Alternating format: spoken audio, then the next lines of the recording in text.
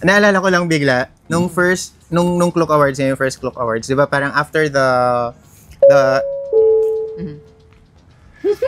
Parating. Ladies and gentlemen, good afternoon.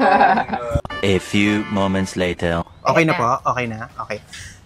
Okay na. So, nung Cloak Awards kasi last year, parang Magandang hapon sa inyo lahat. Rowie naman eh. Sir Rowan naman? Wait.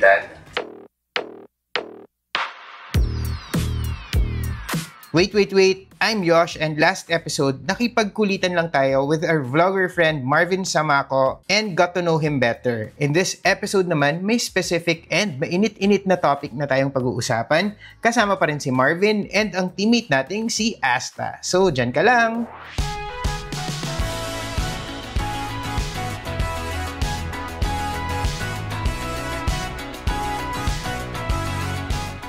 Nandito na tayo sa main attraction ng episode na to, which is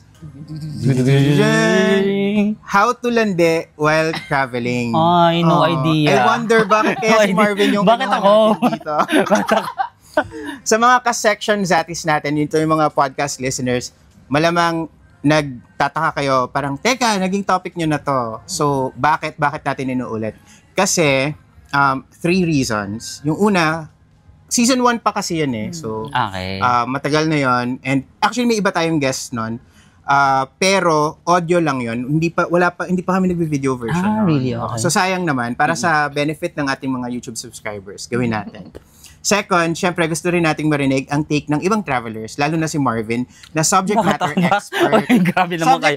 Grabe naman kayo sa akin. Sige. And lastly, kasi nung nag-iisip talaga kami ng pwedeng topic, ito talaga yung gusto ni Marvin. Ako pala nag-suggest. Hindi, binigyan ka namin ng options, tapos ito talaga yung pinili mo. Oo. Kaya Yosh, talaga namang part ng travel yung mag-connect ka with other people, diba? Yung mga may nakakamabutihan. Yes. Mabutihan. And marami tayong kakilala na nag-start yung love story nila sa travel talaga. Tapos mag-asawa na ngayon. Marami sa kanila vloggers din. Nagkatuluyan talaga. And kahit hindi naman seryosoan, kahit fling-fling lang, ganyan, siguro wala namang masama kung single ka. True. Single naman ako, guys. Single ako. Guys, single May senomar ako. Available na actually, available. may nagpapatanong kasi nagpa-Q&A tayo sa IG stories. Tapos may nagtatanong kung ano daw bang status ni Marvin. Ngayon? Oo. Basta masaya naman. Joke lang. Yung single ako, guys. Masaya na single. Yun guys. Masaya kami. Masaya sila. That's the status. Masaya sila. And just like last time, nagtanong-tanong tayo kung ano yung mga paraan to flirt or to lande while on the road. Yung ipapresent natin ay yung mga sagot nila and kukunin natin yung opinion ni Marvin based on experience niya or mga nalalaman niya as a subject matter expert na. Grabe naman sa parang expertise. Parang grabe. Oo. So, okay na. Let's start. Okay, tip number 1. Stay at hostels.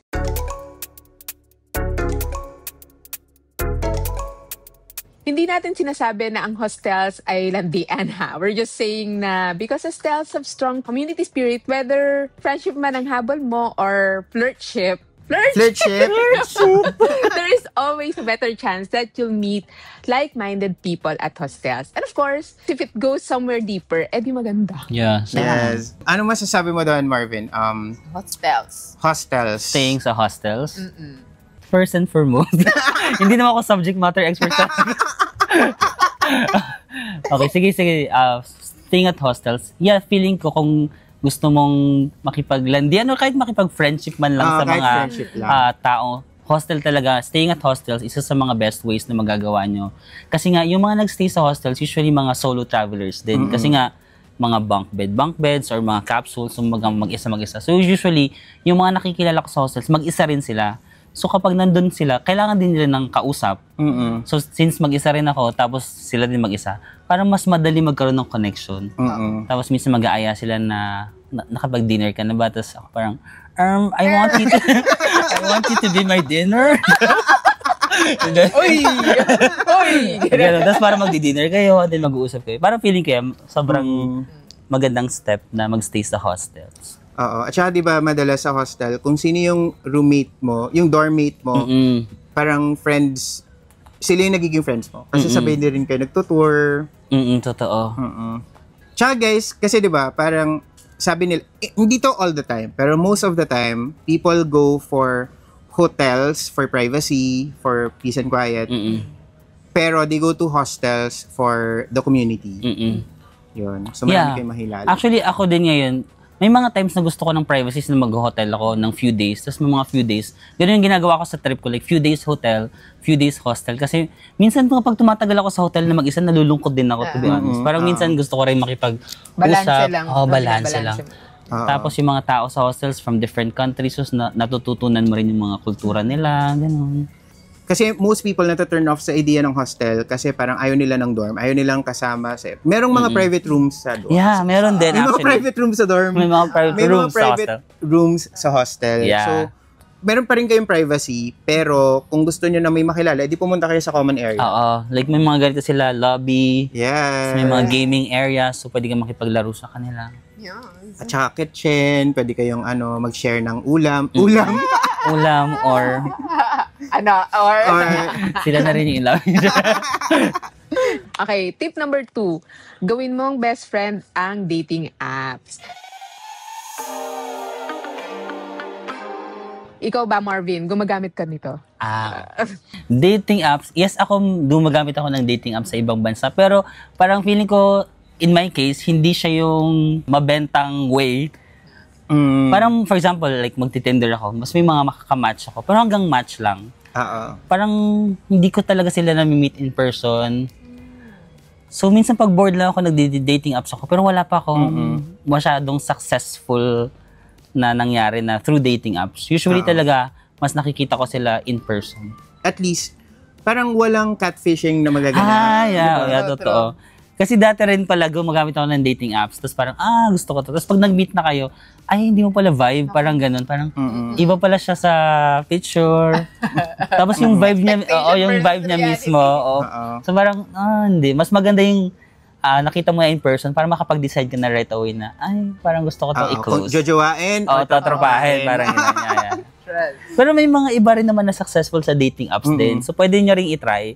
It's just that sa experience ko, hindi pa siya masyadong nag-work sa akin.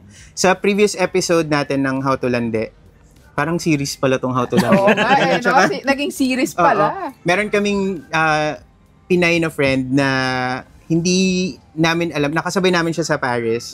So nagkataon na nung nasa Paris kami ni Vince, nasa Paris din siya, wala siyang bidok na hotel. Really? Doon siya nakatira sa Tinder date niya. Parang na-meet niya lang sa Tinder. Pero okay, so pagdating niya, parang nag-open agad siya, tapos nakamatch. Hey, can you sleep in your room? Hindi ko, wala akong Tinder, guys. So hindi ko alam. Parang nakita ko kayo doon. So hindi ko alam kung pwede ba na parang in advance. Pwede ba yan? Pwedeng in advance kapag naka-premium ka yata. Parang paano mag-premium? May additional pay? Parang alam nila na. Ginawa ko kasi ito dati.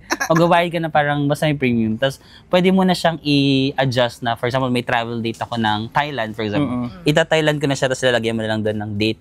Kung traveling to Thailand. Pero ngayon, makakamatch mo na yung mga taga-Thailand. Tapos pwede mo na siyang kausapin na, hey, I'm going to Thailand next week. Free ka ba? Guys, sharing lang to hindi to endorsement. Yeah, hindi so to endorsement. Hindi namin sinasabi na mag-dating app kayo or maghanap kayo ng matitirhan sa ibang bansa. Yeah. Kasi hindi rin masyadong safe yun, di ba? Landi with caution. True yan. Landi responsibly. Dito, ilalagay natin dito. Landi responsibly. Diba? Yan. Tip number 3. Hit the club or the bar. Yeah. Makalab ka ba? Ako actually sa Philippines hindi ako makalab kasi shy type ako dito. Pero pag sa ibang bansa nagta-transform ako. Nagwawalwal ka. Nag-a-unleash kasi parang feeling ko kasi mas may freedom ako na walang nakakilala sa'yo, wala kang katrabaho, wala kang friend. Alam mo, mas nagbabar ako sa ibang bansa. At feeling ko mas effective siya sa akin kaysa sa dating app. Kasi doon sa bar parang, nakausap mo na. Gusto mo talaga yung personal. Gusto ko talaga yung personal. Parang pag nakita mo na parang, gusto ko itong maging close. Tapos makikita mo na, vibe check mo na kung, vibe kami nito. So usually bar. Tsaka yung love language ko, physical touch. So parang gusto ko meron, taga-saan ka, gano'n. Uy, may ganun agad. Kaya ako yata natutunan to parang love language na binibigay mo is physical touch. Pero ano yung gusto mong nare-receive mo na love na? Acts of service. Guys. Guys, take note. Kailangan siya ipagluto, ipagbukas ng pinto, Hindi naman. Ay, feeling ko both acts of service saka physical touch. Physical touch din. Pero nagigets ko yung sinasabi ni Marvin kasi ako rin, parang years ago, never ako, actually, once pa lang ako nakapag-gay club dito sa Philippines. Okay. And very recent lang yun, like this year lang, nag-O-bar kami. Pero sa Thailand, nakailang beses na ako. Parang ganun. Kasama ko pa si Vince. Pero may one time na sa Cambodia naman, may gustong sumayaw sa akin. Tapos, nandun din si Vince. Okay. So si Vince parang, go, sayaw ka. Tapos ako parang, ayoko nga. Kasi pagka nagsayaw ako dito with Kuya Afam, magkaka-license ka to do it too. Hindi ko kaya yun. Kaya get. So, wag na lang talaga. Wag na lang. Okay, moving on. Tip number 4, make yourself available.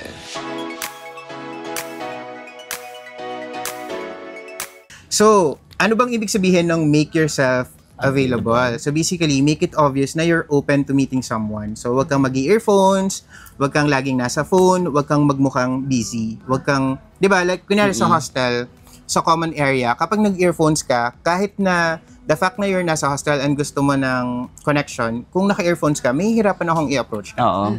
So dapat nakaganon ka sa hostel. Buong talaga.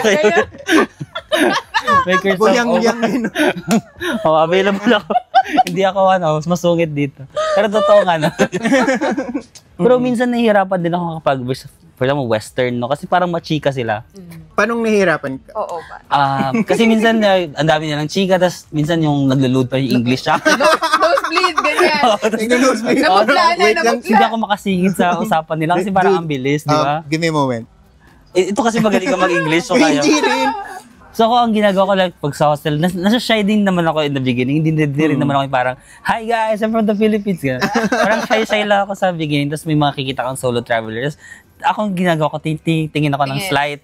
Siyempre, i-check mo muna kung mag-reciprocate ba siya. Tapos pag tumitingin na rin, just parang, ano ka muna, parang, mata-tumata muna. Tapos parang pag feeling mo, gusto niya rin, ma-feel mo kasi kung gusto niya rin ng kausap.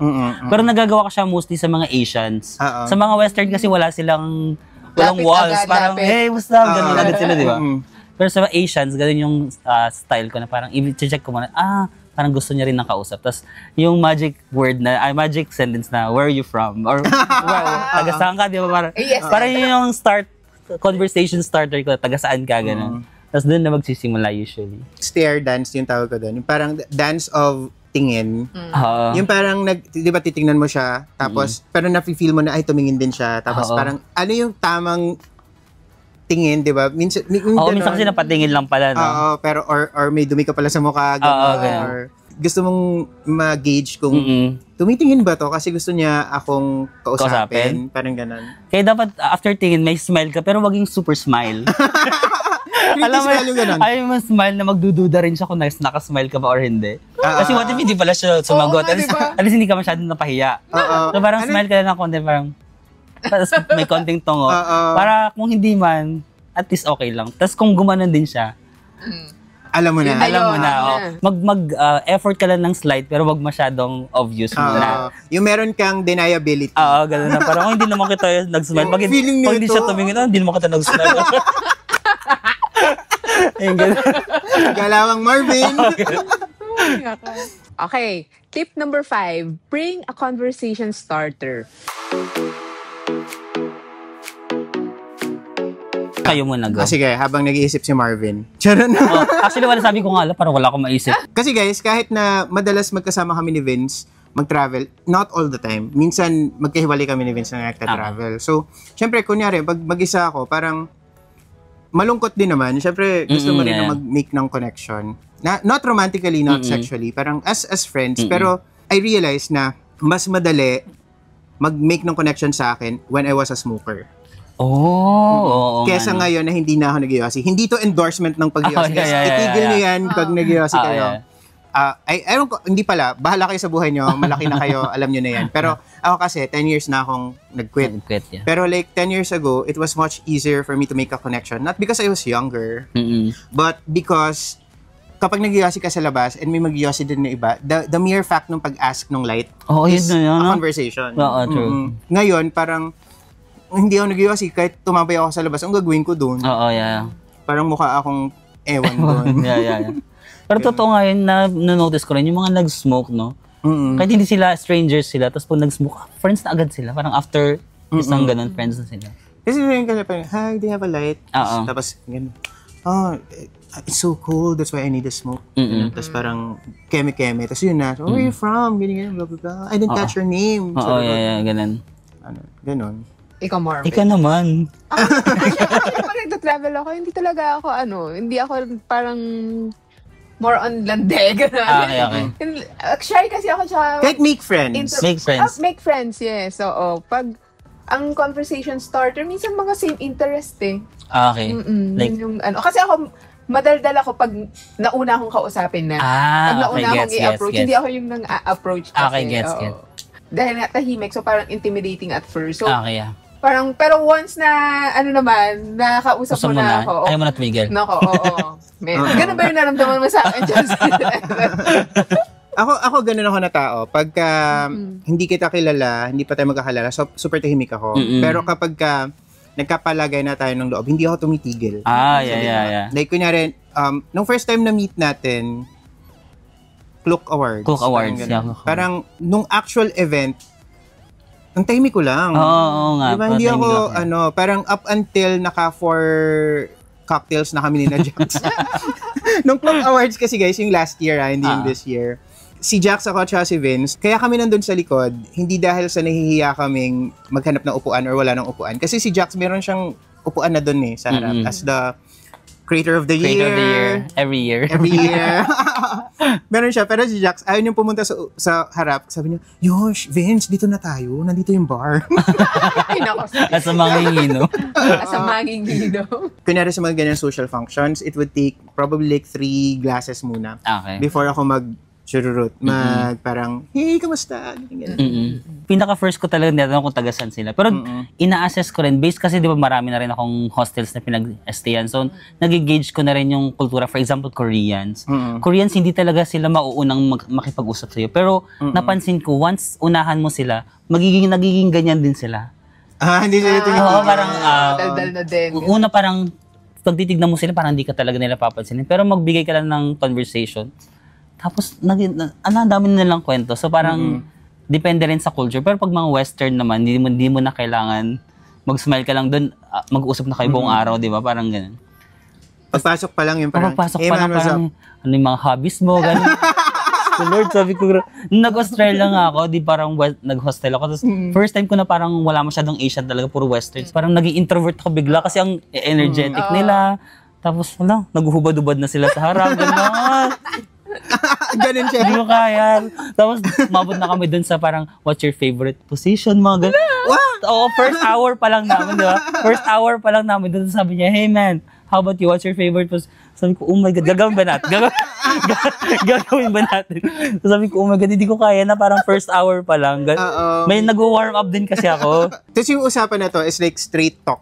Oo, as in. Yung parang wala nang walls agad. Pero pag Asian, ayun, depende nga sa race. Pag Asian, parang lahat naman tayo pag Asian nahihiya mag-first move. So pag Asian, medyo nag-exert ako ng extra effort na mag-first move. Ako yung mag-start ng conversation. Kasi alam ko, nagkakahiyaan lang talaga. Pero pag mga Western, hindi na ako masyado nag-exert kasi sila na. Oo, totoo. Marami silang energy. Yes. Correct. Okay. Tip number 6. Learn to give compliments and show you're interested in them and what they have to say. Listen and don't always make it about you. Yeah. Hindi kasi ako guys. Actually kami lahat.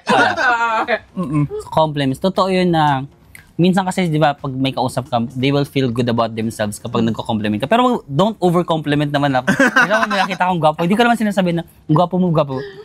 Baka creepy. Oo. For example, kahit napapagian na ako sa kanya, hindi ko kay siya masyadong kino-compliment sa itsura niya. For example, kino-compliment ko kapag, for example, may ginawa siya na, ang galing mo pala mag-gitara, or masa something na i-compliment, pero wag mong i-over-compliment, baka naman ma-feel nila na G ka sa kanila. Minsan kasi lalayo sila kapag masyado kang pushy. So parang hamit na hamit. Hamit na hamit. Ako parang feeling ko rin, ngayon lang nagsasalita ako kasi kailangan ko magsalita pag podcast. Pero kapag hindi podcast, more of a listener talaga ako. Parang feeling ko mas extra effort sa akin na magkwento kaysa makinig. So pag nasa hostel ako yung mag-first move or conversation, pero the rest of it, makikinig na lang ako. So parang feeling ko mas nagiging komportable silang mag-share kasi parang nakikinig lang ako. Tapos syempre mag-follow up question ka based on their questions para malaman lang nila, nakikinig ka sa akin. You're listening, attentive ka. Naalala ko lang bigla, completely unrelated, nung Cloak Awards, yung first Cloak Awards, di ba parang after the Paparating. Ladies and gentlemen, good afternoon. A few moments later. Okay na po? Okay na? Okay na. So, nung Cloak Awards kasi last year, parang Magandang hapon sa inyong lahat. Rowie naman Sir Rowie naman? Many minutes later. Maligayang paglalakbay sa ating lahat. Okay na, Rowie Okay, game. So, nung last year kasi na Cloak Awards, di ba, after nung award show, nagpunta tayo may after party tayo. Yes. Tapos, after nun, nag-McDo tayo. Yeah. Tapos kayo ni Jax yung nasa dulo. Tapos hindi nyo marinig yung Oo, di ko conversation. alam, may pinag-uusapan sila. Sabi ko, parang na-OP kami dun. Ang layo kasi namin ni Jackson. Oo, nasa dulong-dulo sila. So, parang na-realize ko bigla how, as a listener, parang Di ba? siguro, ang hirap pala nun for you. Kasi parang like, what's... Oo. Sabi ko, hindi ko naririnig yung mga kwentuhan din sa... Oo. Pero si Jax makwento din naman. Oo. So parang nakikinig lang ako sa mga life lessons ni Jax. Ang dami niya mga life lessons. May kayong conversation. Sila ni na Vince nagsama-sama pa. True. So, pag pinagsama mo siguro si Vince, si Jax, at siya si Marvin. Bilang si Marvin and si Vince ay... Si Vince listener lang din. Siya. Si Jax talaga yung... Si Jax lang yung Ganyan. Ito na nga, ito yung credit card. Ito, 10% yung interest. Paano di ba? Ang kagandahan ng card na to. Mababa yung charge pag ginamit mo sa abroad. Pero pag sa Pilipinas, mataas yun. So, huwag mong gagamitin mo ito. Pag gusto mo sa Pilipinas, ito yung card na yan. Ganun Jax siya. Reyes coded. Nako na, na yata, nabubulunan na Jax. Kanina si Ivan, ngayon si Jax. Jax naman. So, tip number 7, be comfortable with and confident in yourself. Nothing is more attractive than someone who is in control of themselves. Yeah. Agree? Do you consider yourself a confident conversationalist? Hindi, I mean like as sa traveler, sa travels mo, as a traveler, ikaw ba yung type na mahihiyain talaga or ano ka, pag nasa conversation ka na, parang very sure of yourself ka naman? Feeling ko as a traveler, nagta-transform ako. Pero kapag normal life ko sa Pilipinas, medyo shy talaga ako. Double life. Double life. I'm living a double life. Dito sa Pilipinas, kahit sa bahay, hindi ako masyadong sasalita or listener lang ako. Pero pag nag-travel, parang feeling ko na-force din kasi ako na mag-step up pag nagta-travel kasi kung gusto mo nga maging mag-friends, marami nga nagsasabi sa akin, parang hindi ka naman introvert kasi ang daldal mo. Kasi nga double life. Introvert talaga ako. Versa. Oh my God. So ako na nag-a-adjust. So, gini-gauge ko rin kung feeling ko talkative yung inhayaan ko siya. Tapos kasi kaya ko naman maging listener nga.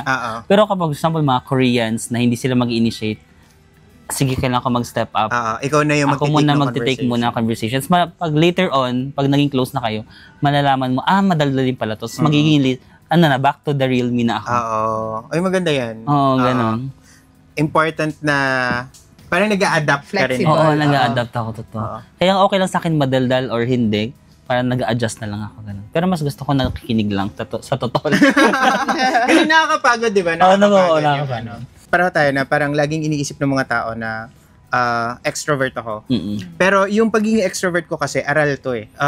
Natutunan ko to sa corporate. Tapos yung trabaho ko is digital, social yung hawak ko. So we deal with a lot of, past tense na pala, we dealt with a lot of influencers, tapos nagpe-present ako sa sa mga bosses, sa ibang clients, sa agencies, ganyan. So, hindi aral eh, parang natutunan. Na-develop natutunan. Pero, yung totoong ako, mas... pag sa bahay ka lang, ganun. Kaya favorite ko si Asta kasi si Asta, we can be very comfortable in silence. Kahit magkasama lang, hindi kayo mag-usap. Gusto ko rin ng ganun lang minsan. Sige, magkasama lang tayo. Hindi namin kailangan punuan ng kung ano-ano. Para lang, tahimik namin dyan. Kunya, mga 10 minutes, biglang, kain na tayo. So yun. So sana marami kayong natutunan dito. Yay! Wait lang, bago yun, Marvin. Meron, di ba, nagbigay tayo ng 7 tips. Lahat ng yon nanggaling sa pagtatanong-tanong natin. Okay. Meron bang tip ka na hindi nabanggit na sa tingin mo worthy i-share? Siguro maisingit ko lang, medyo smiley face ka din. Parang feeling ko yung aura mo, dapat gawin mo rin siyang, kasi nga yung mga tao, kahit ako din naman pag may nakita ko, tapos parang feeling ko masungit, hindi ko lalapitan, di ba? So parang sometimes parang, hello, good morning, may pag-ganun-ganun ako, good morning. So parang feeling ko, iano mo rin yung aura mo, gawin mo siyang positive. Dapat positive yung aura mo. Kasi kapag positive ka, somehow yung mga tao lumalapit din talaga sa'yo. Tapos parang mas nagiging komportable silang makipag-friend sa'yo. Ganun. So, oo. Alam mo, naalala ko, merong isang incident sa Darwin, sa Australia. Darwin, okay. Basta resting face ako. Pero hindi ibig sabihin nun, masungit ako. Parang ganun lang talaga. So kapag nakita nyo ako sa airport or sa travels, tas mukha akong nakasimangot, hindi ganun lang talaga yung mukhang to. One time nung nasa Darwin sa yung market nila doon, naglalakad-lakad lang ako. Naglalakad lang akong ganyan. Di ba yung mga Australian very like good day, man. Good day. Ganun. Mahilig sila doon. Pangit nung ng Australian accent ko. Sabi nung isang ni kuya sa akin, tinap niya ako, tapos sabi niya, it's a great day, smile, mate. So parang like, wala namang ginagawa. Ginawa ko sa'yo. Kasi mangat ba? Darwin yung first stop namin. So parang hindi pa ako ganun ka like familiar sa kung gaano ka open and lively ng Australians. True. So parang, talaga, parang, ano bang mukha ko? Parang, mukha ba akong ano talaga? Mali ba sa akin? Hindi ba ako kamahal-mahal? Wow. Nice, If meron kayong comments, questions, or non-violent reactions, splok nyo na lang sa comment section below. Salamat, Marvin! Thank you so much for inviting me here. Ayun. Paki-follow po si Marvin sa kanyang mga social media accounts. Ano yung handle mo ba, Marvin? Sa YouTube, Marvin Samako. Tapos sa IG? @Samako sa biyahe. Tapos TikTok at Facebook, Marvin Samako din. Ayun. Thank you, guys. Ayan, so makikita nyo naka-display lahat ng handles ni Marvin sa screen and ililink na rin natin sa description ng episode na to. And kami na rin dito sa TPT, Super Traveler, follow nyo and subscribe na rin kung hindi pa. That's all for now. I'm Yosh. Thanks ulit Marvin and Asta. Thank you. Remember, plan smart, travel safe, and make every trip worth it! Yay! Bye-bye! Thank you so much.